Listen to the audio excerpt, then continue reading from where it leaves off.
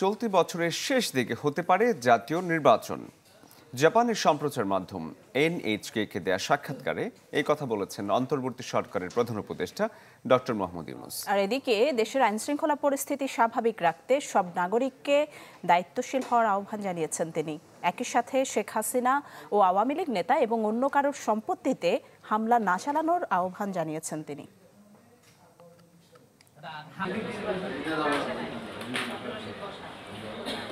নিয়মিত বিরতিতে আন্তর্জাতিক বিভিন্ন গণমাধ্যমকে সাক্ষাৎকার দিয়ে থাকেন প্রধান উপদেষ্টা ডক্টর মোহাম্মদ ইউনূস।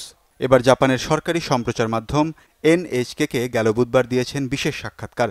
আভাস দেন জাতীয় নির্বাচনের সময়সীমার, তুলে ধরেন তরুণদের প্রত্যাশা ও দেশ পুনর্গঠনের পরিকল্পনা। প্রধান উপদেষ্টা বলেন, গণতান্ত্রিক দেশের জন্য নির্বাচন একটি অপরিহার্য বিষয়। বলেন, নির্বাচন অনুষ্ঠানের সম্ভাব্য সময় হতে পারে চলতি বছরের শেষ দিকে।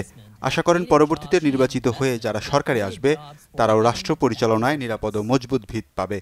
When the election is held, the new government that will be elected to the election will have a very safe and sound basis to work with. গণ অভ্যুত্থানে মুখ্য ভূমিকা রাখা তরুণেরা ভবিষ্যতে প্রভাবশালী হয়ে উঠবেন বলে আশা প্রকাশ করেন ইউনূস। সাক্ষাৎকারে তরুণদের কর্মসংস্থানের সুযোগ সৃষ্টিতে ভূমিকা রাখায় জাপানের প্রতি কৃতজ্ঞতা প্রকাশ করেন প্রধান উপদেষ্টা। What young people would like to do, show their creative power and share it with the rest of the world.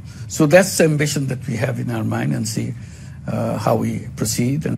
এদিকে আইন শৃঙ্খলা পরিস্থিতি স্বাভাবিক রাখতে অবিলম্বে দেশের সব নাগরিককে দায়িত্বশীল হওয়ার আহ্বান জানিয়েছেন প্রধান উপদেষ্টা ডক্টর মোহাম্মদ ইউনূস। একই সাথে শেখ হাসিনার পরিবার ও ফ্যাসিবাদী দল আওয়ামী লীগ নেতাদের সম্পত্তিতে হামলা না করতেও আহ্বান জানিয়েছেন তিনি। ওয়ালিউল্লাহ ফারুক, চ্যানেল 24।